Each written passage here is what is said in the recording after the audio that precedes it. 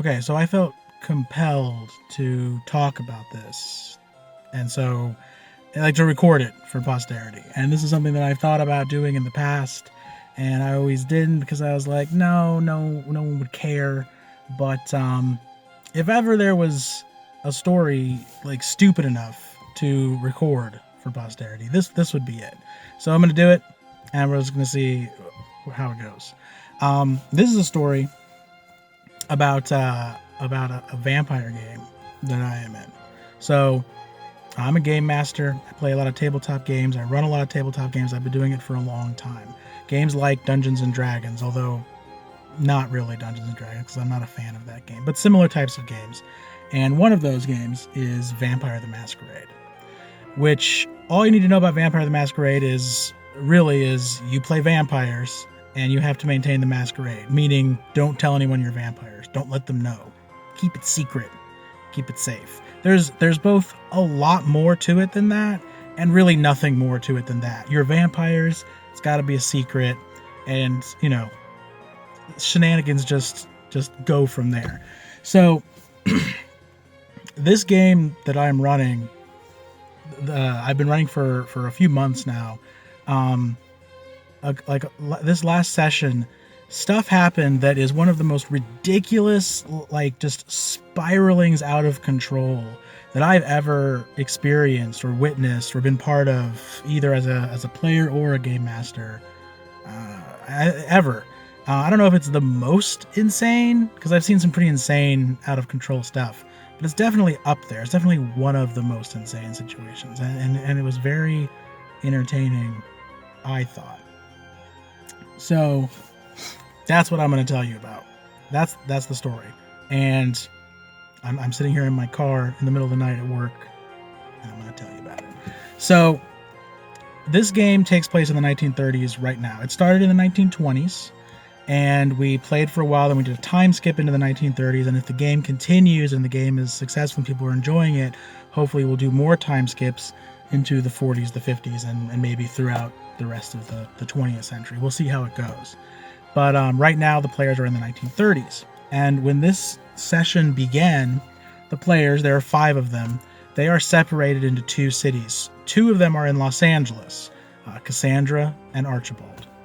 And that's where the game mostly takes place. The other 3, Enzo, Nathan, and Anna, are in Las Vegas. Now, Las Vegas in the 1930s is not Las Vegas of today, but it soon will be. Gambling is about to become legal. They're building a dam.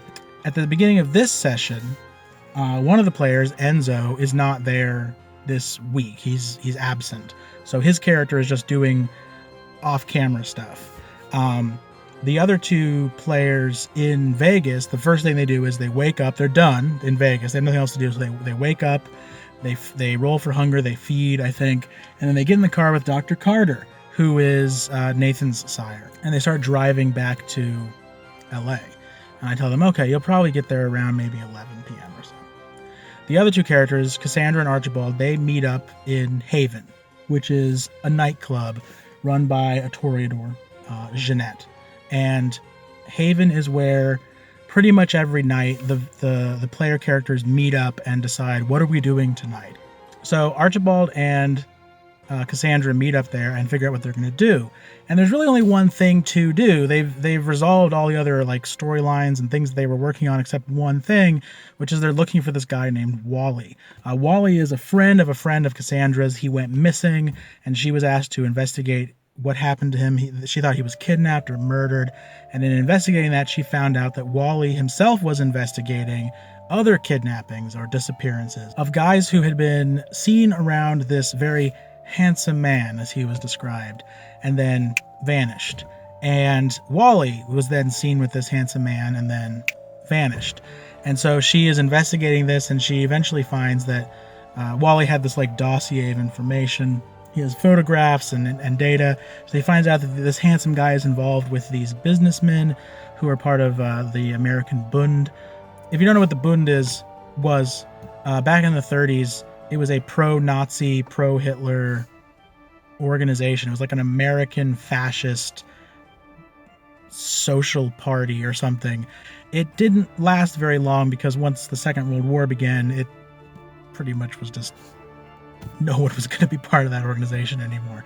And she gets a photograph of the very handsome man.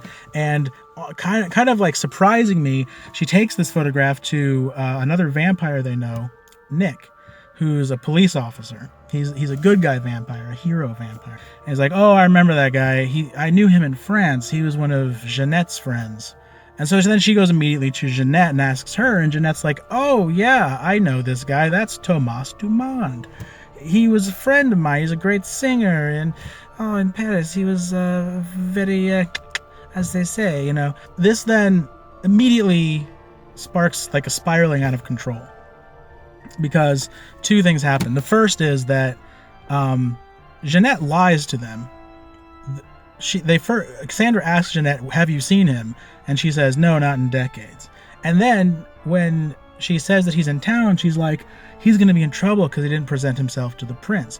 Normally, in Vampire the Masquerade, when you come to a new city, you're required, if you're a vampire, you're required to go and present yourself to the prince and ask for permission to be there. And the prince, in this case the prince is Divya, can either say, no, screw off, or yes, you can stay here for the night, or yes, stay as long as you want, or whatever the prince decides. They can do whatever they want. They're prince. And if you don't do that, then it's just assumed you're up to no good. And if you get caught, usually they'll just kill you. And Jeanette then says, oh no, that's fine. He's fine. He presented himself to me, which is also acceptable. Jeanette is the harpy. And so, usually you present yourself to the prince, but sometimes it's the harpy or the seneschal, which are like lower officers of the court. She lies. She says that she saw him and gave him permission to stay in the city, but Cassandra doesn't notice this. I didn't even realize it at first. She caught me in a lie, and as I realized I had been caught in a lie, I was like, I just played it with Jeanette like as if she had been obviously caught lying and was trying to pass it off. And then all the other players at the table were like, she's lying. She just said she hadn't seen him. She's fucking lying. And so Cassandra's like, oh my God, I didn't even realize. Did I notice that? And I said, well, obviously not. I guess roll to see if Cassandra notices. And she rolls badly. And I'm like, no, Cassandra does not notice. She's oblivious. And so she just goes off to find this guy. The other thing that Cassandra realizes, and this one she does pick up on, is that she knows who this guy is. When Jeanette says that this is Beauregard's brother, she knows who Beauregard is. Because weeks ago, or months ago really, in a much earlier adventure, back in the 1920s part of the game, they had found out about a vampire. By accident, they had discovered that there was a vampire in torpor, which is like vampire hibernation, in Jeanette's basement, in a sarcophagus. And that vampire is Beauregard Dumond. And the reason he's down there is because he's a toreador and he went insane trying to perfect this song.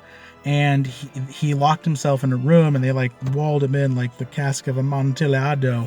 He was trapped in there and it was like, you either figure out your song or die trying. And that's basically what happened. He starved to death. When vampires starve to death, they go into torpor.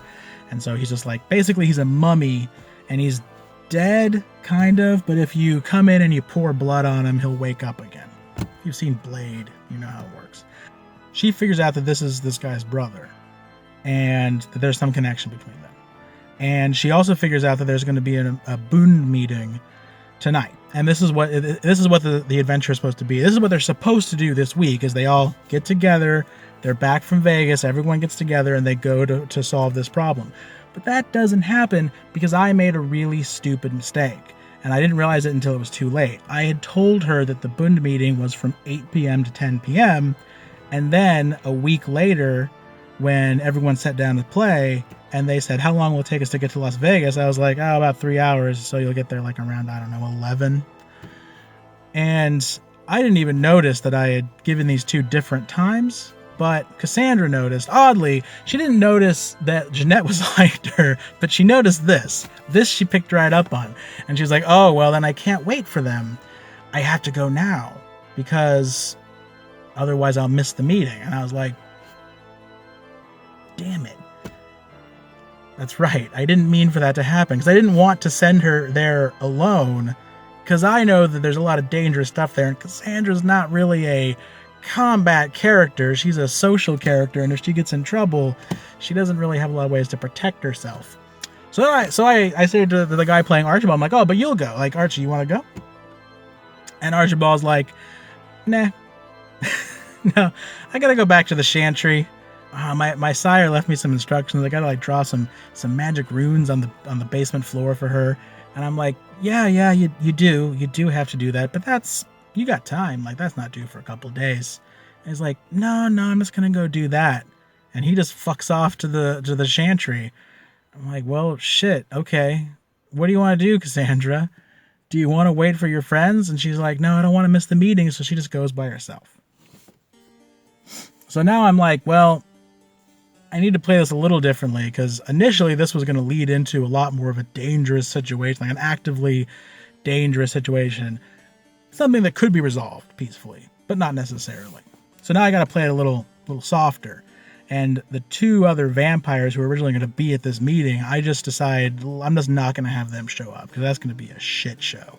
If Cassandra walks in there alone and there's like 3 other vampires in there who are hostile, so they don't show up. The only person she runs into there who's really dangerous at all, it's all just a bunch of like people.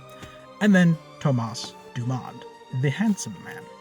Now when she comes in, Thomas Dumond is kind of socializing with these people at the Bund meeting, and he has up awe. He has up his presence, which is like an aura of supernatural charisma that just attracts everyone to you.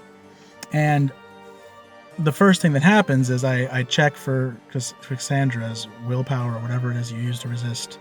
I can't remember now what it is. It's charisma or perception or whatever you use to resist awe, and she fails. She's overtaken by him, and so I tell her, I can't remember exactly what I said, but I said, like, you go in and you see this guy. It's the handsome guy. You recognize him from the pictures you've seen, and like he's got all these people fawning around him.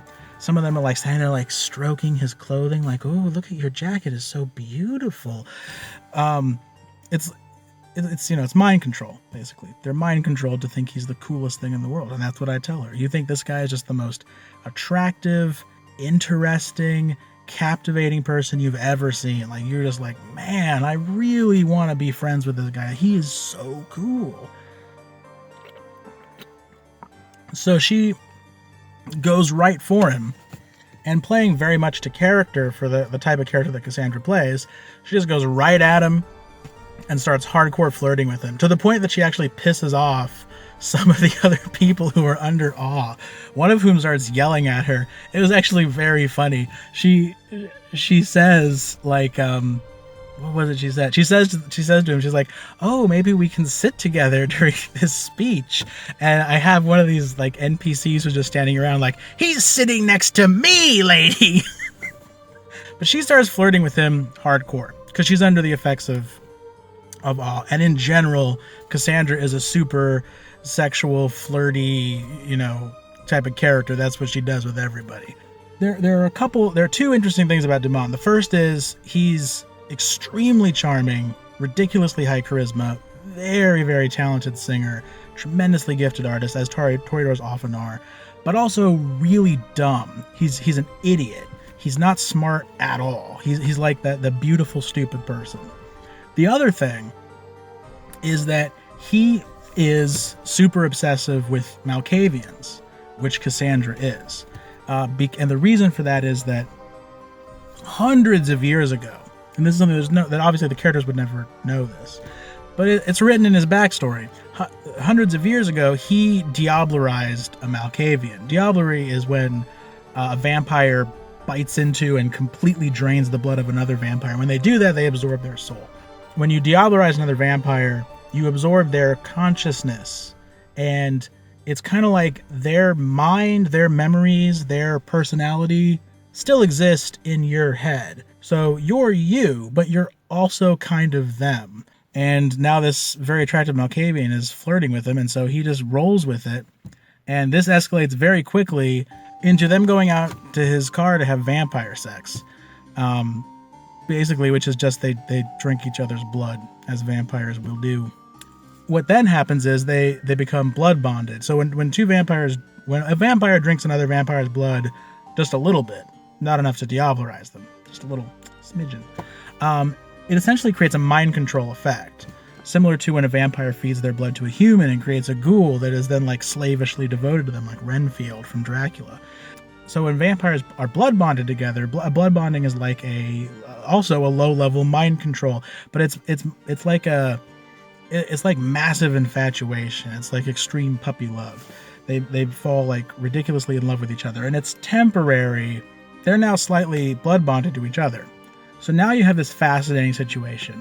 You have a Malkavian blabbermouth and an idiot Toreador with insane charisma who are mind controlled to each other, chatting in a car about all their secret plans and things they're doing.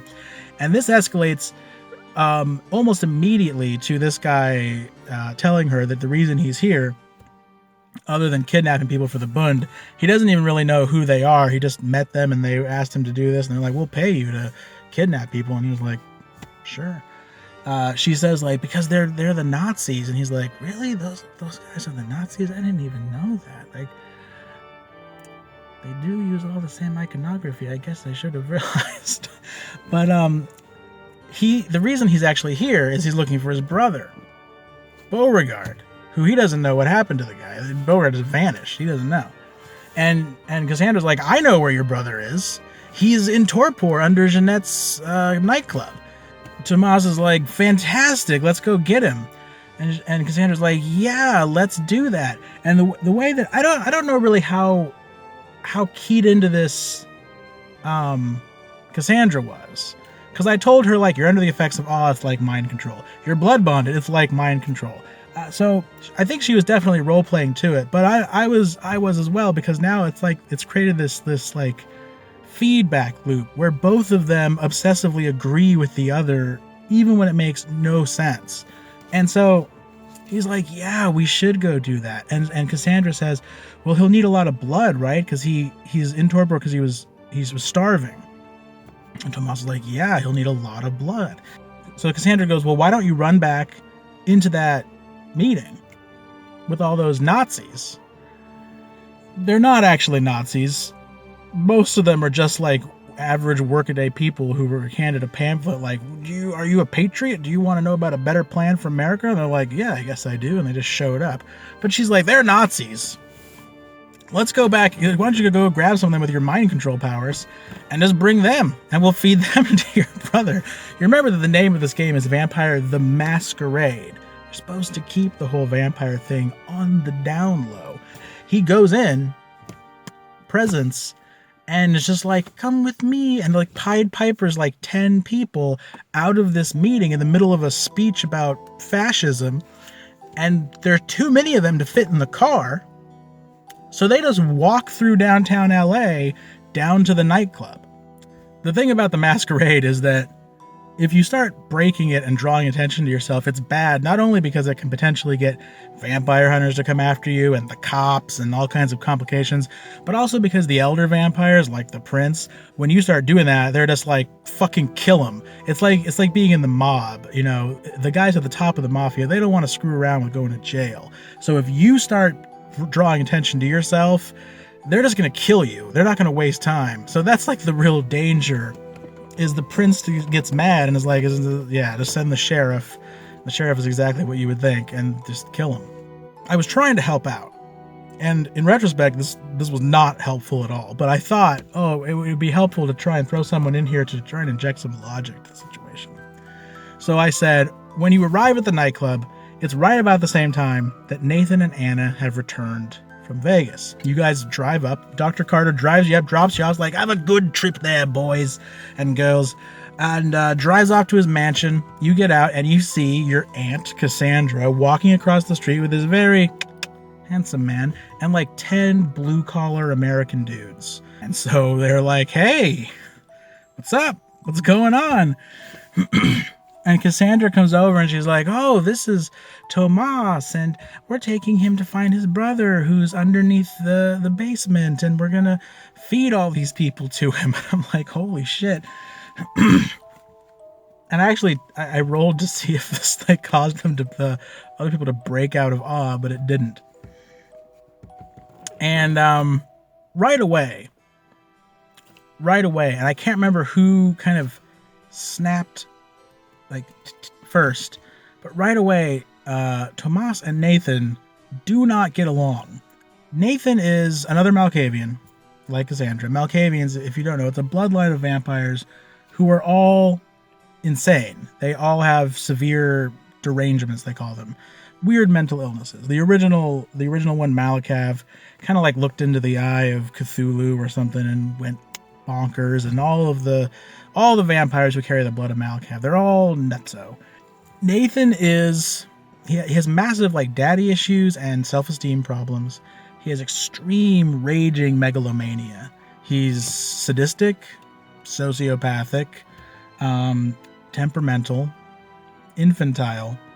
I would describe him as like, imagine a mashup of Job Bluth.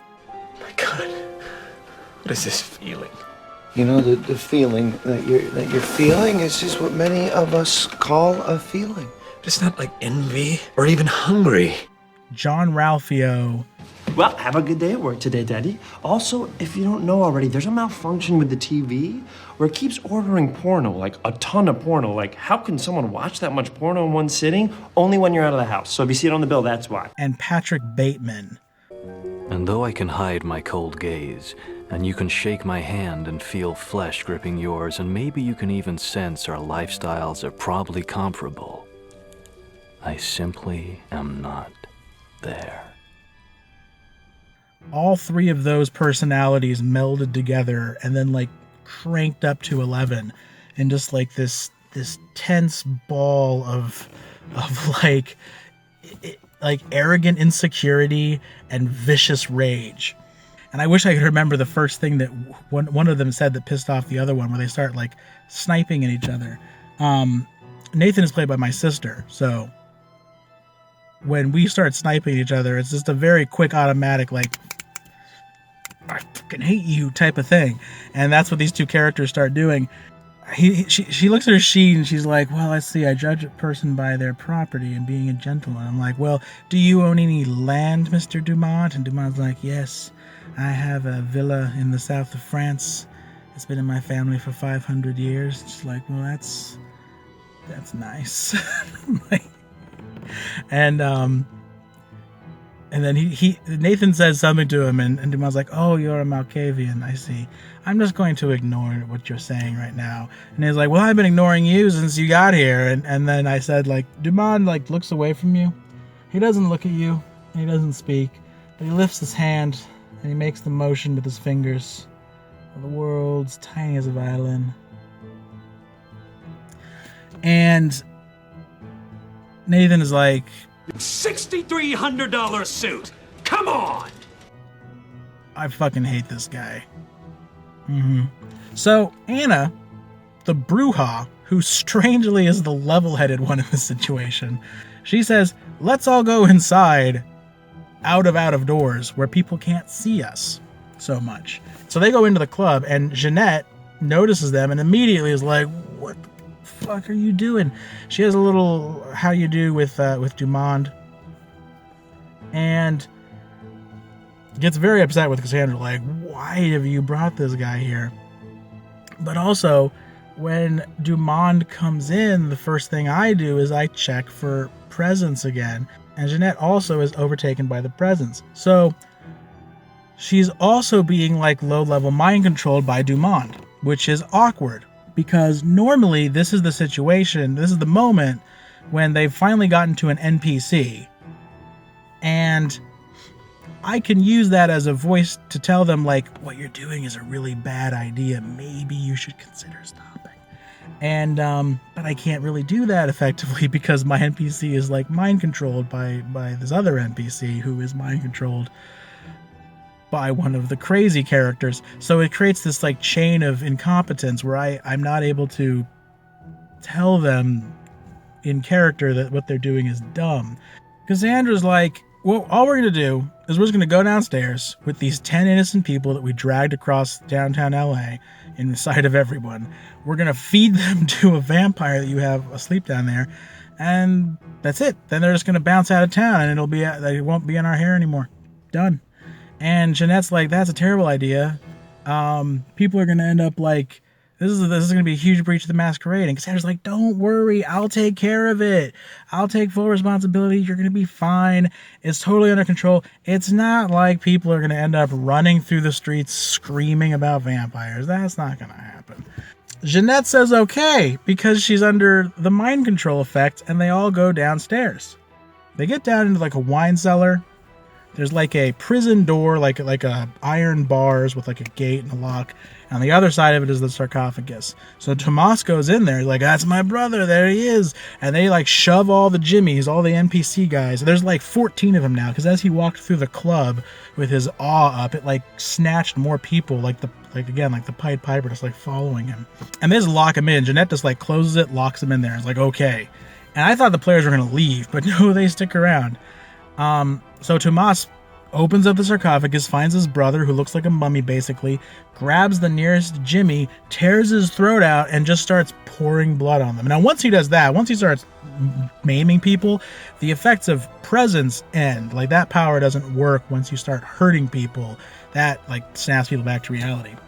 So everybody in the room starts freaking out and trying to get out of the cage. He pours all this blood in there. People are attacking him, battering him with their fists. They're trying to climb out, like screaming for help. The vampire wakes up. Beauregard wakes up, and he's kind of still a mummy, but he starts like just walking around in like frenzy, like grabbing people and eating them. Beauregard is now tearing people apart like fresh bread, and because of this, there's blood going everywhere.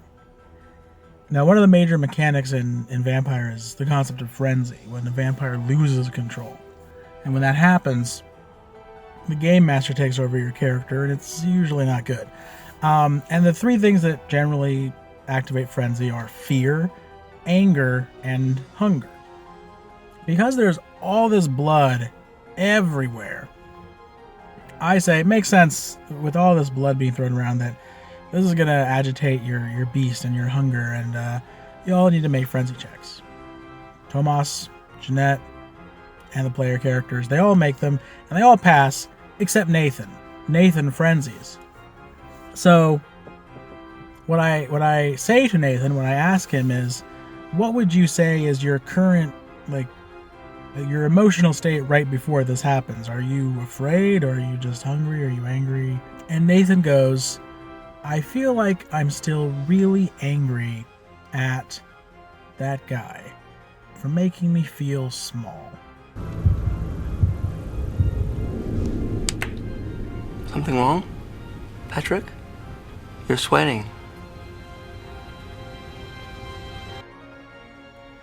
Now, Nathan has two weird skills that very rarely come into play at all. I let players design their own skills if they want, so they can take standard ones like, lock picking and shooting a gun, but they can take weird things too. And Nathan picked two that are peculiar. One is called Devastating Comebacks, and the other one is called Deft Hands. Basically, like he's super dexterous with his tiny fingers. These are strange skills. They're strange skills because they don't come up all that much. Deft Hands, I've allowed him to use it to like sculpt things, and I've allowed him to use it to like open locks and stuff like that. A couple of different things.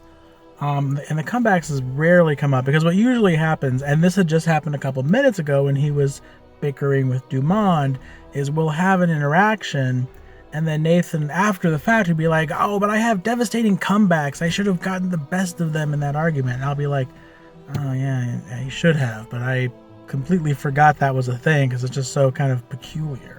But in this case, these actually apply in two different ways. The devastating comebacks applies in this way, me thinking, well, if he has that ability, if he's good at that, it stands to reason that it's because, or it's related to the fact that he really likes to like clap back at people. He really likes to stick it to people who have kind of like been snarky with him, and he's going to be snarky back. And that in general makes sense with Nathan. He's not really one to let a slight go. The other one, he has very dexterous little hands, little tiny hobbit hands. And so I was like, okay, this seems like an appropriate time for these two traits that he has to come into play.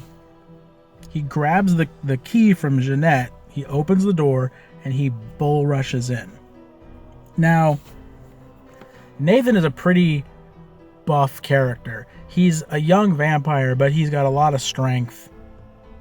He's a fighter. His character was in the First World War, so he's pretty tough.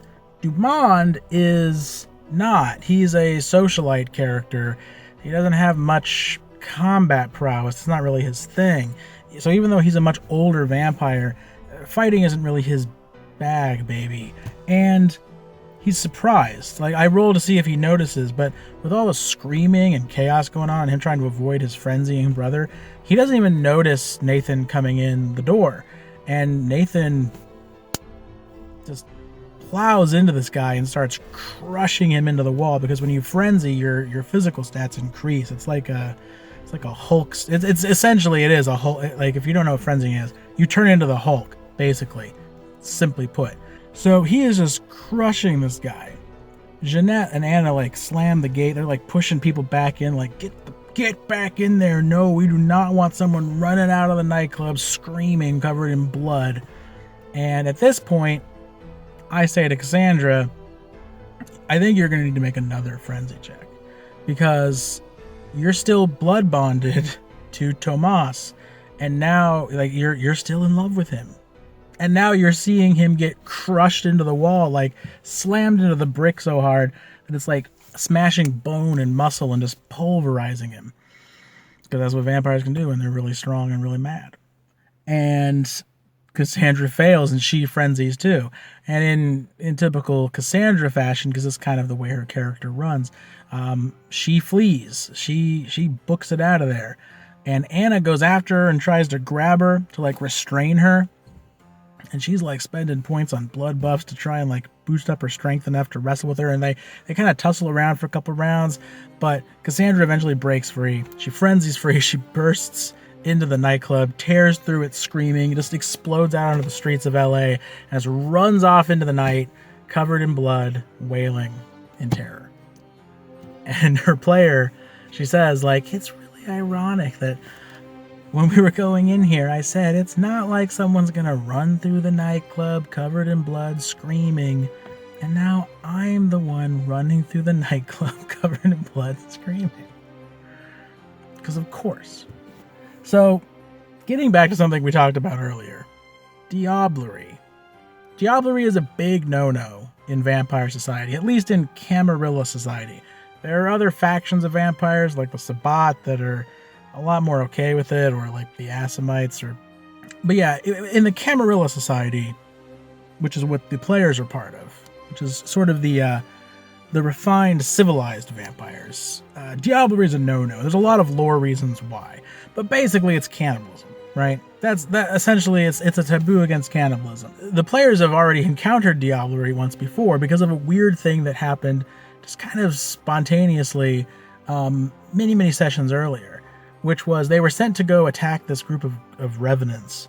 This group of ghouls, I think they're called the Bradoviches, which are like, they're Zamitsi ghouls who are basically kind of like Texas Chainsaw Massacre family. So I just had them go and find the Firefly family from the Devil's Rejects and House of a Thousand Corpses. They were sent to go kill these guys, and they ambushed them, and they're fighting like, you know, Baby Doll and Otis and stuff. I don't think any of them have seen that movie, so they didn't pick up on it. They're out there like wrestling with Tiny. Like, I knew going in, like, they're just gonna trounce these guys. Like, these guys are ghouls. There's a lot of them. But the players, by this point in the story, all I think but one or all but two of the players had already been turned into vampires. At the start of the game, they were all humans. By this point, at least 3 of them were vampires. And they're just kicking ass. They're just like rampaging through. There was one actual vampire there. A Zamitsi vampire, a very young one, a neonate, which is like a brand new vampire, which was Captain Spaulding from the Devil's Rejects. And so they're beating the crap out of these ghouls, and they're in firefights. And then Captain Spaulding just comes bursting in like, ooh, I'm here on some official clown business, and was intended to be like this boss character, but I didn't stat him very high because I knew that some of the players were still mortals, so I couldn't go too hard on him.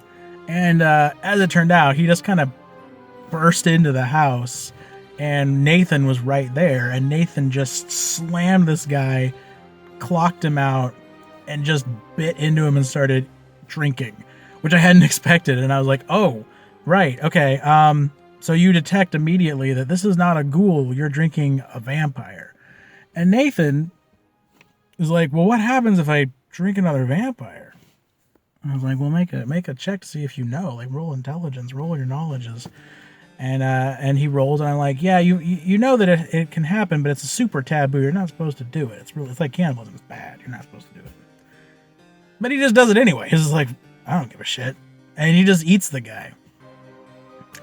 And when he did that, the way that I run Diablerie is if you Diablerize another vampire, if you eat them, and they have access to disciplines that you don't have. Disciplines are magic powers.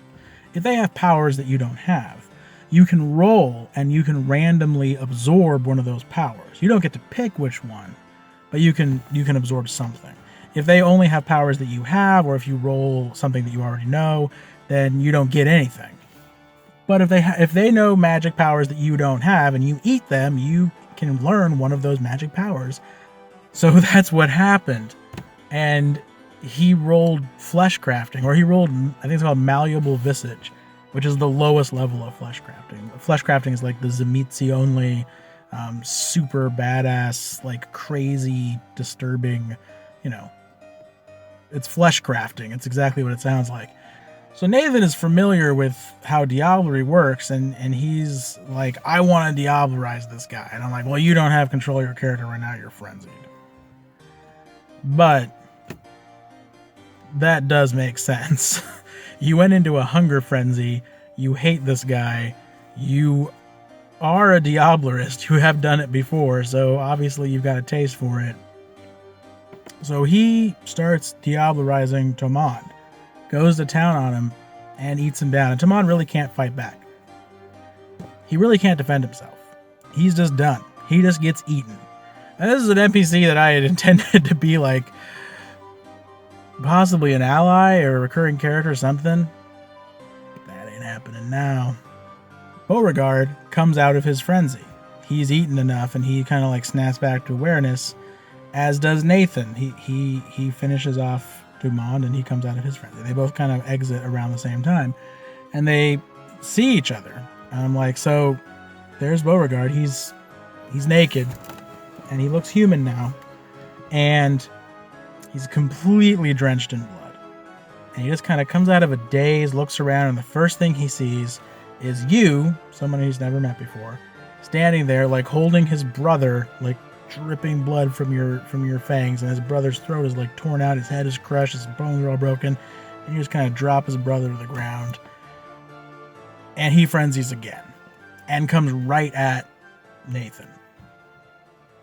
Now, this probably would have been the end of Nathan, because he got ambushed by this frenzy, and it probably would have crushed him. And he might have survived, but it would have been a brutal fight. It probably would have wounded him badly. But, as I just explained, if you eat a vampire who has a power that you don't have, you can roll randomly to learn that power. And Nathan apparently is extremely good at randomly rolling those powers, and he randomly rolls and learns Dread Gaze, which is like the only offensive or even quasi-offensive move that Thomas Dumond has. Dread Gaze is basically like you look at somebody like, and there's like, and they run away. It's terrifying. It's like, God, it was so spooky. His eyes went all big. It's like, you put the fear of God in him.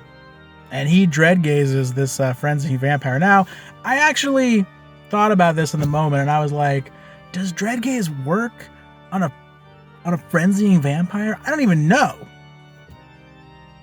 But fuck it, that sounds cool. I'm just gonna go with it. So Nathan Dread Gazes him, he panics, he like grabs Nathan, bashes him up, then gets Dread Gazes, freaked out, like runs, tries to escape, and Nathan goes after him. And Nathan Diablerizes him too. He eats them both. You boys sure are hungry. Hungry for justice. These are NPCs that I had intended to have as like allies for the party. Going back to the very beginning of the game, Beauregard, they actually, like, they were supposed to find out about him later than they did, but earlier than now, and wake him up to help them kill this sheriff, this Toreador Murrieta, who, like, he had mastered the song that would paralyze this guy. The whole thing. But they didn't wake him up. They just went and killed Murrieta on their own. And, Dumont was supposed to be, like, the same thing. He was supposed to either become, like, an ally of theirs, or just an interesting character that they met and he moved on. I figured maybe he would die. Maybe the prince would kill him. Maybe they would kill him. You never know. But this is not what I had anticipated at all.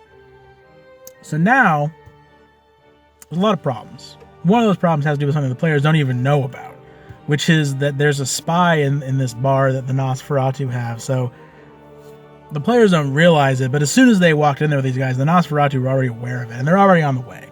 And the sheriff is a Nosferatu, and most of the heavy hitters in the town that work for the sheriff are Nosferatu. And so not long after this, the Nosferatu show up, the sheriff arrives. Of course, the sheriff is pissed, because this is exactly what you're not supposed to do. In Vampire the Masquerade, the one thing you're not supposed to do is break the masquerade.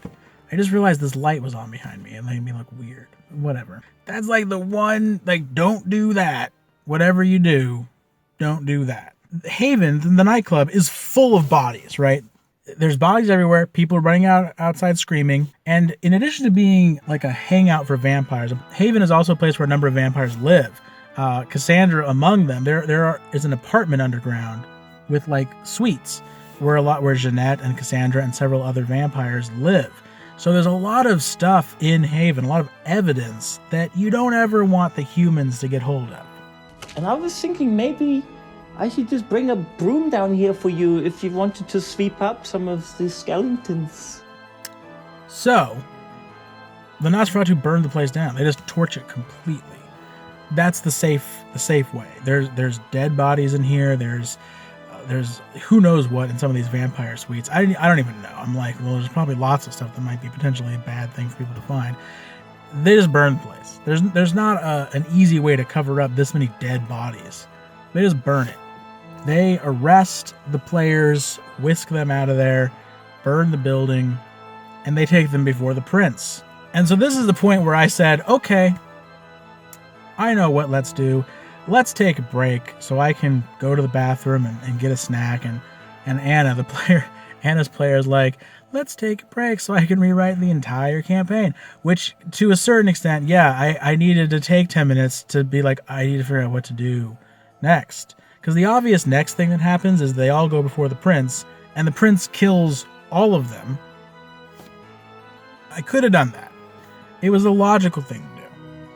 And I'm sure a lot of people would say, I should have done that. Like, be realistic, teach him a lesson.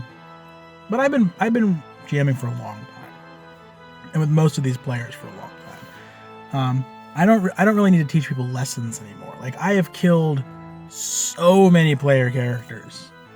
Some of these players met me in like an old meat grinder dungeon that a friend and I ran together, where like we would routinely kill 2 or 3 player characters every night. I've killed a lot of player characters. I've had whole campaigns that wiped out. Killing player characters can be funny. It can teach a lesson sometimes. But I'll tell you what it doesn't do. It doesn't tell a very interesting story. I have very rarely, if ever, had an interesting story in an RPG that revolved around, and then my player character died, and I had to roll a new one. This is not interesting. Nobody really likes that. It's not fun. And there is a way to get out of it. The players have something called plot cards. And plot cards are a thing that I introduced into this game. They're not part of any official vampire system. But basically, they're an idea that I stole from Edge of the Empire. And kind of Edge of the Empire, and also kind of the Doctor Who game.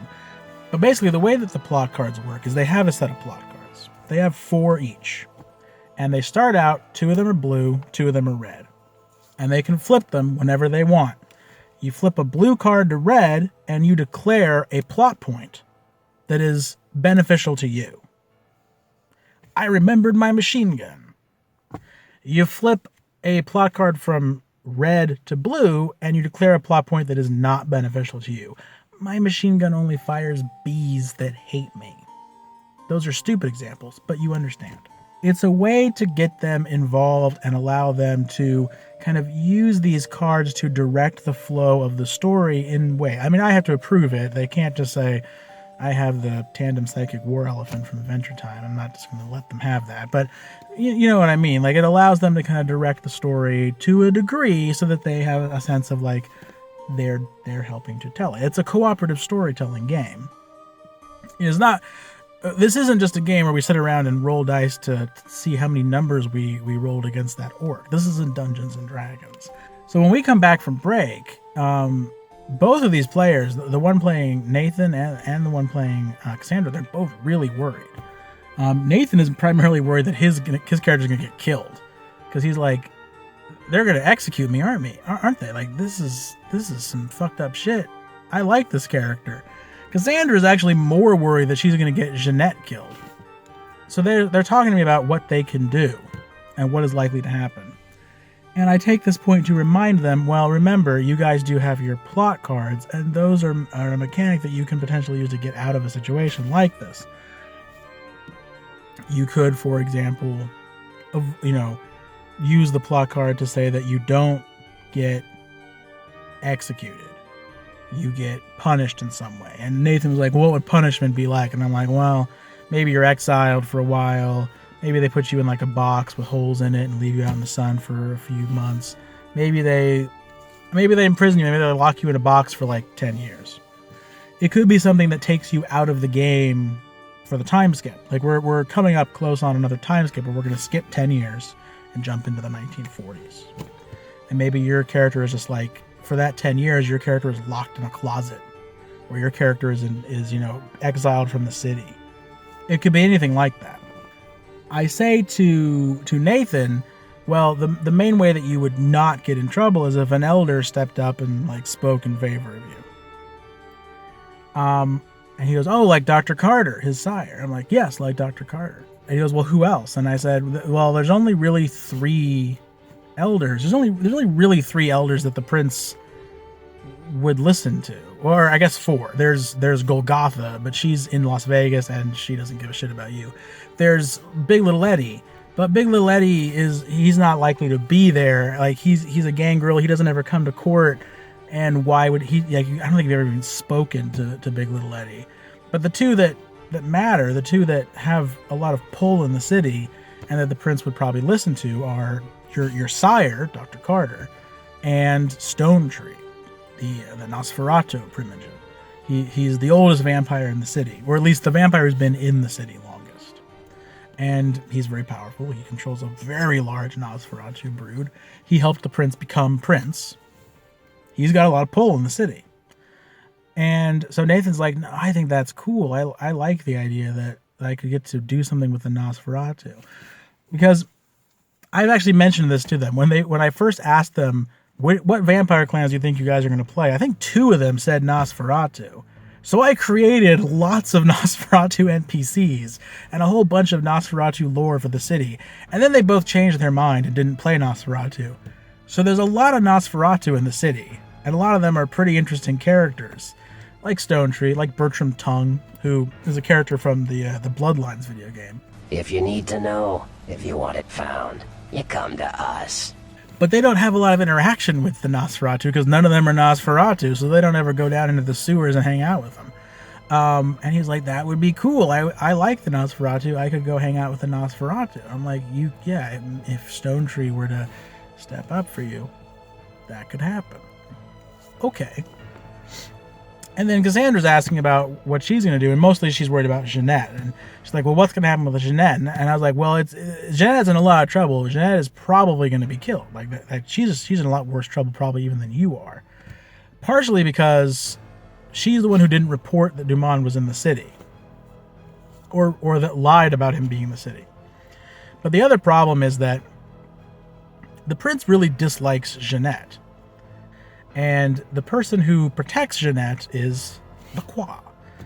But Lacroix isn't here. He's in Vegas still, with Enzo, the player character who didn't show up for this session. All these characters, by the way, Jeanette, Nick, Lacroix, Divya, these 4 characters are all taken from a TV show called Forever Night, which was a show that I watched when I was a kid, and it was like the thing that got me into vampires. Still one of my favorite shows, even though it's pretty cheesy, but I love it. Anyway, so Lacroix is the seneschal of the city, and in the storyline of the game, and again this is largely lifted from Forever Night, Divya was turned into a vampire back during the era of Rome, and then she turned her father Lacroix into a vampire. So he is he's the biological father of the prince, but also he's the child of the prince in vampire society. But Lacroix is like the one who kind of manages and does everything. Divya just kind of sits on a throne, stares off into space, and occasionally orders someone executed. She's very distant. Because they know that the prince doesn't like Jeanette, that just increases the chances that Jeanette gets killed. So they get taken before the prince, and they have to plead their case. And they each take their turn explaining what happened, arguing the point, so trying to justify it. Nathan basically books on the fact that, like, I frenzied. It wasn't my fault. Even though he wasn't frenzied for the second one. But he did roll acting to pretend like he was frenzied, which I thought was very clever. But he's like, I was frenzied, dude. It was a complete mistake. I totally never would have Diablerized those guys if I had been myself. But hey, I frenzied. What are you going to do? And he flips a card like, I want Stone Tree to stand up for me. And so Stone Tree is not there. But he doesn't ever come up to talk to anybody. But his whip is there. Magnifico, who is the voice of Stone Tree. He's the one who talks for him. And Magnifico comes up and he like goes and whispers to the prince, and like, we don't know what he says, but. And then Dr. Carter gets up, and Dr. Carter's like, oh, obviously we all know Diablerie is a terrible business, but who hasn't lost control now and again for a moment when confronted with a arrogant Frenchman and felt the need to smack him about the mouth, something like that. And what the players kind of know now, because Nathan is like having flashbacks during all of this as he's like seeing flashes of Tomas's memories. What he's starting to put together is that centuries ago, there was a revolt in Paris against the prince, who was Divya's sire. Dumont was on the other side of this. And that's why she doesn't like him. It's also why she doesn't like Jeanette, and it's also why she doesn't like Beauregard, it's also why she doesn't like Nick, and it's why she didn't like her father, and they were estranged for a long time, because her father was also on the side of the Toreador. She and her father have reconciled. The others, not so much. So while Diablerie obviously is against the rules, and you're not supposed to do it ever, ever, ever, if the person who's in charge of punishing you really hated the person who you Diablerized, that can go a long way towards swaying their opinion of the situation. And with that and these other elders stepping up to speak in his favor, Nathan is allowed to live. They're like, all right, we're going to give you a pass. You were frenzied. Wasn't your fault. We'll let it go. Just don't ever do it again. Cassandra, in surprisingly magnanimous act, she doesn't actually try and protect herself. She kind of throws herself on the sword to try and save Jeanette. And so she flips her plot card to say, I don't want Jeanette to be killed. And so I say, all right. Instead, Jeanette is thrown out. Jeanette is exiled from the city. She's banished. She can never come back. And that's the end. So I asked myself, is there any kind of point to this story other than just, the shiggles?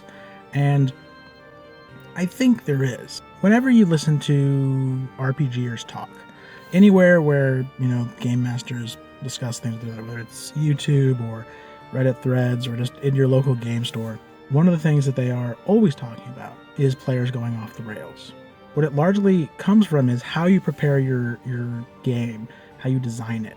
What most GMs, dungeon masters, storytellers, whatever you call them, what most people do is they either use pre-written modules, published adventures, or they write their own adventure using that same style, that same format. And these adventures, they are written like a script.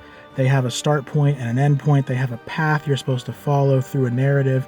I am of the opinion that this is a really bad way to design adventures. Now, it's fine if all you're doing is like beer and pretzels gaming where you're just killing goblins for fun. But if you're trying to tell a story, if you're trying to have like a choose your own adventure type of thing where the players get to make choices, those choices impact the narrative, the world evolves around them, a pre-written scripted adventure that kind of follows a track, it's not going to be helpful to you, because inevitably the players are going to move off of that. And then the two reactions that you get from game masters are either befuddlement or anger. Either there's like, I don't know what to do, I'm completely lost now, I guess we just have to stop, hold on, like I gotta cancel game and go find another adventure or figure this out. Or the game masters who very like dictatorially just like, no, you can't do that. The way that I design games is in a completely non-linear fashion, and it seems really daunting at first, because if you come at it from the perspective of pre-published adventures and you try and write like every conceivable path, you'll drive yourself crazy. But you don't need to do that. You just follow 3 steps. You design and know a world. You give the players a problem. You don't need a solution. You just give them the problem, and then you react logically to whatever they do. So for this vampire game, that's the system that I followed. I've designed a world, and that means like knowing the setting. It also means knowing this like the basic human shit, like how does gravity work? Like if you shoot a gun, does it go through a wall? Like I've met GMs who don't understand this stuff. Like, well, you called the police, so they're here. I'm like, how did they? It's been 3 seconds. Like, do you not understand that when you call the police, it takes them time to arrive? Like, were the police waiting outside? Are we playing GTA? And then the last part, and really the most important part, is knowing your characters, knowing the NPCs. I have like a document for the NPCs in this game. I've mentioned a lot, and you know that's only a smattering of them. I have over 100 named NPCs for this game so far. Some of them are already dead, and some of them the players haven't met yet. So like I have a list of all these NPCs, and you can go down it and you'll see that like for every one I have art and I have stats, but I also have like a bullet point version of who they are, right? Who are you? What do you want? What are the basic important facts about this person's life and history? What are their motives? Who are their enemies? Who are their allies? What are they trying to accomplish? And when you have that information, it allows you to just make decisions as if the character is making those decisions. What would they do? You don't need to know what the players are going to do in advance. You don't need to have a plan for how the players are going to resolve a situation. You just need to know how the rules work, how the setting works, how physics works, and how the NPCs will react. And when you know that, you can just respond organically in the moment without having to have plotted everything in advance. And this all comes into play in the way that this game ran, right? Like the things that I know that the players don't know are what inform the course of events. They have the plot cards that they can flip, but I don't allow them to flip plot cards to do things that are just completely absurd. Like they have to be things that make sense to some degree. Like in terms of Divya could just kill Cassandra, but I know that Divya is testing Cassandra and testing her prophetic visions that she's had. Cassandra doesn't know that. Her player doesn't know that, but I know it. And also Divya has assigned Cassandra this task. She's given her this job to go do this thing in Chicago. It'll be awkward and embarrassing at the last minute to just decapitate her, and now I have to find someone else to do this situation with Loden. So there are reasons why Divya would be looking for an excuse not to kill Cassandra. With Stone Tree, I know that Stone Tree is unhappy that he's being squeezed out of the expansion into Vegas. Something that initially was only really intended to be kind of like a backdrop fact that was going on in Enzo's story. But now it comes to the forefront of Nathan's story, because as Stone Tree feels his position being pushed aside, he sees Nathan as an avenue towards correcting that. Nathan is part of this strangely influential coterie that showed up, and now is involved with everything. So if he can get his claws in Nathan by having him owe him a favor, that helps him. Everything that happened in this game, from the jump, was just fuckery and confusion every step of the way. But I was able to kind of guide them through those waters, through the reactions of the NPCs, to get to a point now. I have now been able to open up storylines that never would have occurred if it had not been for things going this way. Everything about those characters all changes, even down to the very last coda of this adventure, which is that at the end, when Cassandra goes and tells Nick what has happened, Nick is like, well, I gotta go find Jeanette and help her get out of town. She has to flee. Do you have a place to stay? Because your house just burned down. And obviously sunrise is coming and you can't be out on the street. And Cassandra's like, oh shit, no, I don't have a place to stay. Everything I own was just destroyed. I now have one dress and like $7. That's it. Because Cassandra had just helped Jeanette, I decided to do something that would never have happened normally in the course of the game, which is Nick says, well, okay, you can come to my apartment and sleep there until dark, just so you don't burn up in the sun. But you have to promise that whatever you see there, you can't tell anyone about. And Cassandra's like, okay. And they go there and they uncover something that has been in the game, has been happening in the background all along, but they had no knowledge of, which is that in the 1920s segment, 10 years ago in the game, when Dr. Carter embraced Nathan, he also embraced Matilda, the vampire slayer. But vampire slayers taste delicious. And Dr. Carter wanted to eat her, so he was like, Nathan, get her in here, and he tricked her in there, and he ate her, and that his reward was Dr. Carter was like, okay, I'll embrace you. I'll turn you into a vampire as a thank you for bringing me this delicious meal. And if you want, we can eat Matilda, or maybe it would be funny to turn her into a vampire too. What do you think? But eventually this all ended in, they found this little girl, Lupita, who was like psychic, and I can't remember exactly what, but they were going to kill her, I think, because she was like summoning an evil clown. And Matilda just like booked it. She just took Lupita and ran. And Nathan has been pissed about this ever since. Like, if I ever fucking find Matilda, I'm going to kill her. And when Cassandra gets to Nick's house, there she finds the now grown up, now like college aged Lupita and Matilda the vampire, who has also Matilda the Vampire Slayer, living in that house together. And so when Matilda ran, she didn't leave the city like she said. She left Nathan a letter saying, I fled LA. But she didn't. She just went to Nick, and she asked him for help. And she's still there. And she's been hiding out there, and they've been raising Matilda ever since. And now Cassandra has discovered that. So that's the lesson. When your players go off the track, don't panic. Stay calm. Just react logically. And it's not always going to work out well, but it does create a sense of an organic story. And letting the players have that feeling that they really are the ones driving the story, that their choices matter, is more important than having a coherent story that had a beginning and a middle and an end. And there it is. So if anyone watched this, thank you for watching. I hope it was entertaining. It was entertaining, and for me, just to get it off my chest and talk about it, and hopefully it was entertaining for anyone else. So that's all, and good night.